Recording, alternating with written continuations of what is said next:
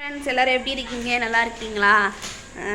இன்றைக்கி ஒரு சின்ன வீடியோ தான் எடுக்கிறேன். ரொம்ப நாள் கழிச்சு ரொம்ப நாள் வீடியோவே எடுக்கலை. ஜித்தேஷ் வந்து அழுதுகிட்டே இருக்கேன். எதுக்கு அப்படின்னா, எங்கள் அப்பா வந்தாருங்க. என் பையனுக்கு கொஞ்சம் உடம்பு சரியில்லை.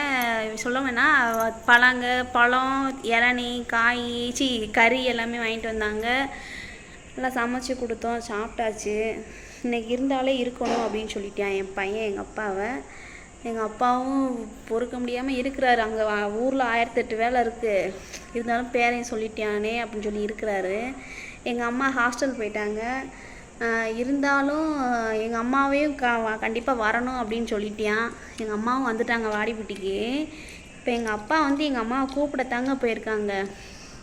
இந்த பையன் சும்மாவே இருக்கியே, உட்காந்து கொஞ்சம் நேரம் படிடா, வீட்டில் தானே இருக்குது, டேபிள்ஸ் படிடா அப்படின்னு சொன்னேன். படித்து ஒப்பிச்சியாங்க. டேபிள்ஸ்னால் உங்களுக்கு என்னன்னு தெரியாது, அது பேர் வாய்ப்பாடு. அவங்களுக்கு தெரியாதா?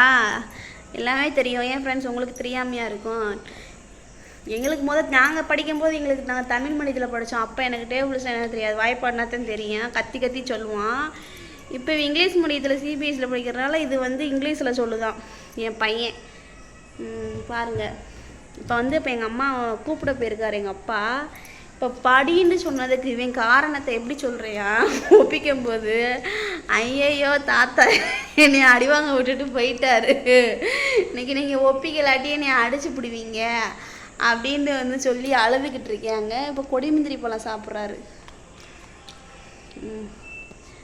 உங்களுக்கு கொடுக்குறானா? வேணுமா மக்களே சாப்பிட்றீங்களா? வேணுமா மக்களே சாப்பிட்றீங்களா அப்படின்னு கேட்குறாரு. இதான் ஃப்ரெண்ட்ஸு, தாத்தா அம்மாச்சி மேலே வந்து உயிராக இருக்கான் பிள்ளைய. தங்கச்சி பிள்ளைய நீ கேட்டிருக்குங்க நேரம். தாத்தா அம்மாவும் அப்பாவும் அங்கேயே இருக்கிறதுனால எப்படினாலும் கேட்டிருக்குங்க என் பிள்ளை தங்கச்சி கிட்ட, தாத்தா எங்கே அம்மாச்சி எங்கே அப்படின்னு. என் தங்கச்சி பையன் ஒருத்தர் இருக்கான், ஜிகரு, கடைசி பையன். அவன் செல்லுக்காண்டியே கேட்குறான்னு தெரில. எங்கள் அப்பா செல்லை கொடுக்கவே மாட்டேன் எங்களுக்கு யாருக்குமே.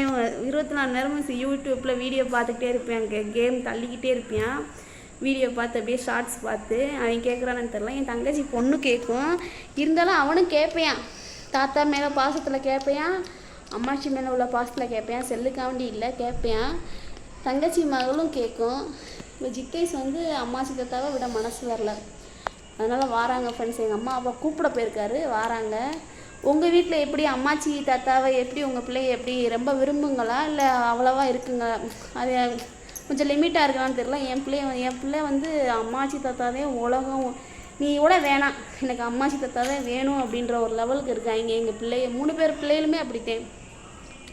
ஓகே ஃப்ரெண்ட்ஸ், உங்களுக்கு இந்த வீடியோ பிடிச்சிருந்துச்சுன்னா லைக் பண்ணுங்கள், ஷேர் பண்ணுங்கள், கமெண்ட் பண்ணுங்கள் மக்களே. ப்ளீஸ் சப்ஸ்கிரைப் பண்ணிடுங்க. ஓகே, பாய்.